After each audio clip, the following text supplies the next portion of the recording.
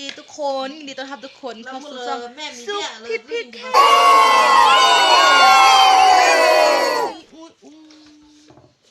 ซึ่งวันนี้ซุปจะมารีวิวการแต่งหน้า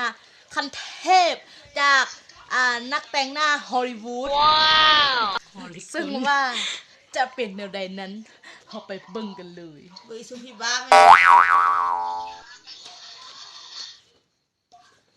ตอนนี้เป็นการลงเปลือกตาโอ้เอ้ยอีหยังวะ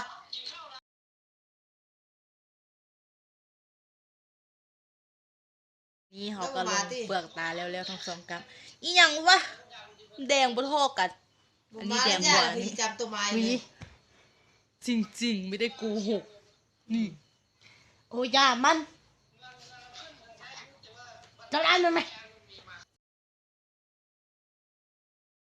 ตอนนี้ก็ถึงเวลาเกินข้าตัวเมื่อเราไอ้มีกินข้าวหลังเด้อเอียงว่าคิวคือเป็นตัวนี้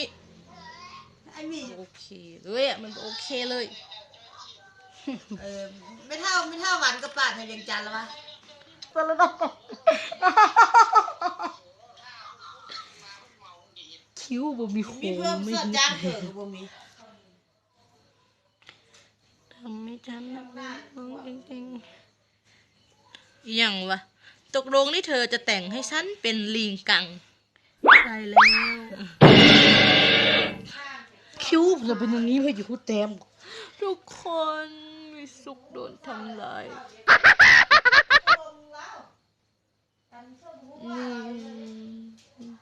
อาจจะมีเสียงรบกวนน้อยนึงเด้อคลิปนี้ขอโทษขออภัยหลายๆเพราะว่าอีโฮบ่แม่นลูกชายเพิ่นโทรมาแต่เวียงจันทน์เพิ่นบ่ได้หลมกันโดนมันก็เลยหลมกันดังน้อยนึงแล้วเฮือนวิสุก็รู้สึกว่าเฮือนทันสมัยซะนะเฮือนไม้แบบเฮือนวิลล่าไม้อันนี้ก็เลยแบบเสียงมันก็เลยเก็บเสียงได้ ได้ความขี้โม้มาจากแฟนของวิสุเองเนาะนั่นก็คือยูไดนั่นเอง no สุนตีนโอ้ยเนาะมีเมียละจะไปอยู่อะไรของมันนะอยู่ได้มีแฟนแล้วค่ะว่าฮอดคนที่มากแล้วหัวใจมันก็ตึก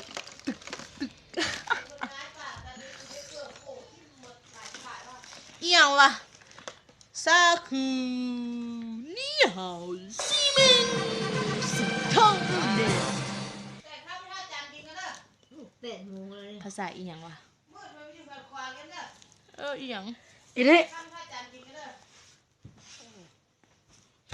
แต่งหน้ารับตูดจีนนะคะทุกคนแต่งหน้าฮับตูดจีนบ่เป็นตูดจีนเด้อตูดจีนมันใช่เป็นปะเนี่ยอะไรวะอีหยังวะแต่งหน้าสบับลีกังเนื้อของค่ำบ่เห็นกังฟูแพนด้างามกว่านี้ก็เกาหลีแล้วเด้อไม่เท่าจันหายกับลมแย้วนี่เรียบร้อยนะคะนี่ยังวะคิ้วคอยคลิปนี้ก็เอาจำนี้ก่อนเนาะมาแต่งหน้าลิลลี่เบิ่งซื่อๆแล้วพบกันใหม่ในคลิปต่อไปถ้ามาคลิปนี้ก็อย่าลืมกดไลค์กดแชร์กดกระดิ่งกริ๊งเพื่อเป็นกำลังใจให้มิสุเฮ็ดคลิปต่อไปเด้อสำหรับคลิปนี้เอาก่อนนี้ก่อนบ๊ายบาย Love to you